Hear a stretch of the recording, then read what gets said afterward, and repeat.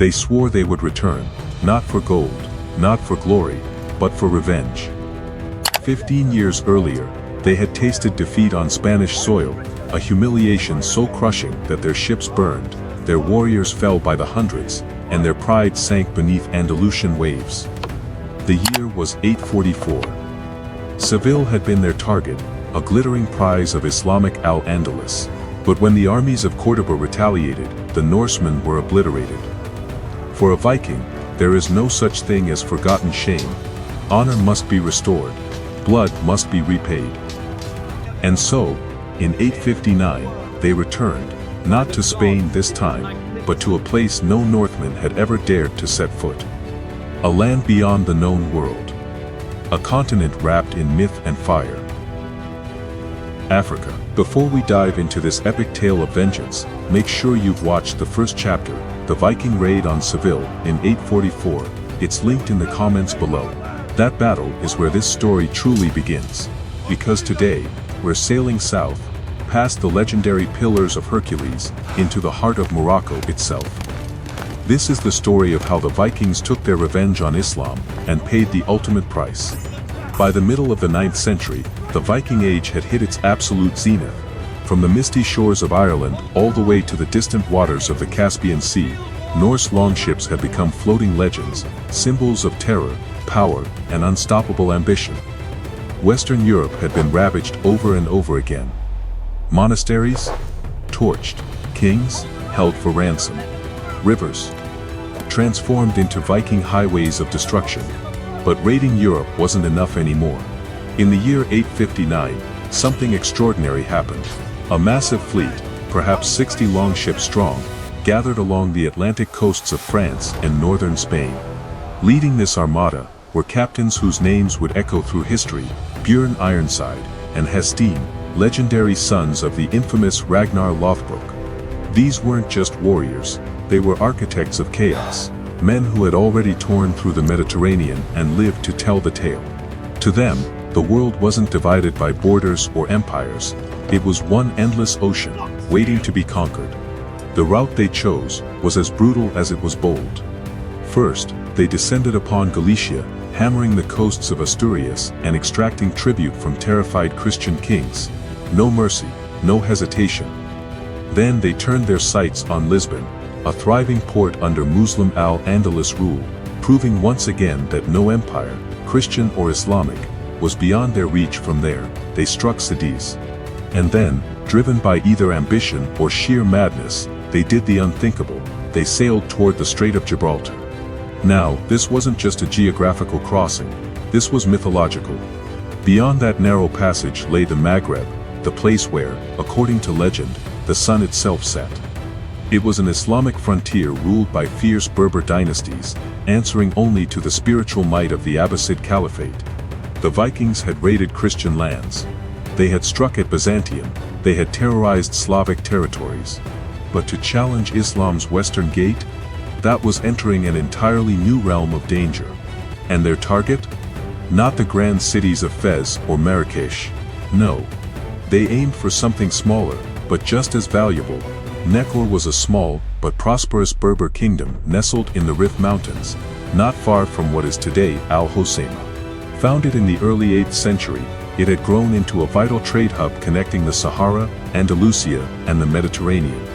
Its ruler, Sayyid ibn Salih al-Miknasi, governed a people renowned for their fierce independence and unwavering devotion to Islam.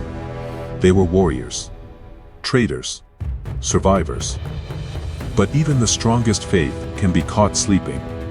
The Vikings arrived without warning. For the people of Nekor, the horizon had always been calm. They had heard rumors of the Magus, the fire-worshipping raiders from the frozen north who had terrorized Al-Andalus. But no one believed these demons would dare cross the sea to Africa itself. And then, one autumn morning, the ocean turned to blood. 60 longships glided into Moroccan waters, their oars slicing through the Mediterranean like the beating heart of a storm.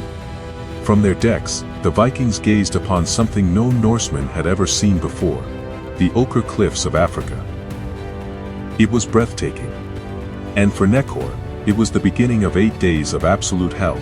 The fleet landed near the Bay of Al-Hosima at the edge of the Rif.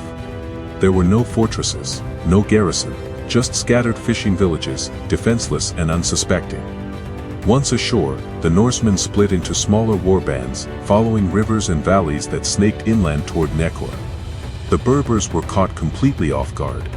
King Said was still in the capital when the first scouts arrived with news of smoke rising from the coast. Thinking it was just a minor raid, he dispatched troops to deal with them. But the enemy kept coming. And coming. And coming. Every path from the sea seemed to vomit forth new warriors, men clad in chainmail, bearing round shields painted with monstrous beasts. The Vikings advanced with terrifying speed. Trained in river warfare, they moved light, struck hard, and vanished before defenders could even organize. Villages along the route were burned. Their people, enslaved. Within days, the Norsemen reached Nekor itself. The capital was modest in size, but rich in wealth. And it became the eye of the storm. Later chronicles describe the attack in chilling detail. The Majus fell upon Nekor like wolves upon a fold. The defenders fought bravely, but they were outnumbered, disoriented, and unprepared. The Vikings stormed the walls, ransacked the mosques, and set fire to the markets. King Said fled into the surrounding mountains, desperate to rally survivors for a counterattack that would never come. For 8 days, Nekor burned. The Vikings looted everything: gold, silk, ivory, and most valuable of all, slaves. They captured men, women, and children beyond count, hauling them onto their ships to be sold later in the ports of Al-Andalus and the Balearic Islands. But victory came with a price. Word of the raid spread like wildfire across the Muslim world. Governors in Al-Andalus and neighboring Berber tribes immediately raised fleets to intercept the invaders before they could escape. As the Vikings withdrew to their ships, heavily laden with treasure and prisoners, Berber cavalry harassed their retreat. Some warbands were trapped and annihilated in the mountain passes. Others barely reached the coast, only to find enemy sails closing in on the horizon. When the longships finally pushed back into open water, the hunters had become the hunted. Muslim warships from Almira and Tunis clashed with them off the Moroccan coast.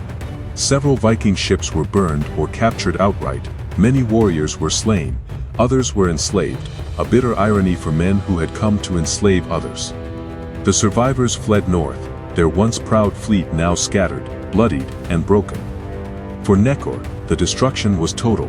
Its mosques lay in ruins, its markets were silent. Its people were scattered, enslaved, or dead.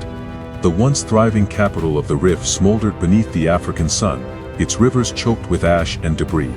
But from those ashes rose a legend that would haunt Arabic chronicles for centuries. The Vikings were no longer seen as mere men. They became the Magus, fire-worshipping demons from the sea, embodiments of chaos who had dared to strike at the very heart of Islam's western frontier. They had come for revenge, they had struck at Africa itself. And though they escaped with their lives, the cost was immense. So, did the Vikings get their revenge for Seville? Technically, yes. They raided Nekor, plundered its wealth, and escaped with their ships full of treasure and slaves. But was it worth it? That's debatable. Because in challenging the Islamic world on its own soil, they awakened a fury they couldn't contain. And while they sailed home with gold, they left behind a legend that would forever mark them as demons in the eyes of North Africa. If this story blew your mind, make sure to hit that like button and subscribe for more epic historical battles you've never heard of. Drop a comment below. Do you think the Vikings should have stopped at Europe, or was this raid a bold move that solidified their legacy? Watch the first battle at Seville linked below, and stay tuned, because this saga is far from over.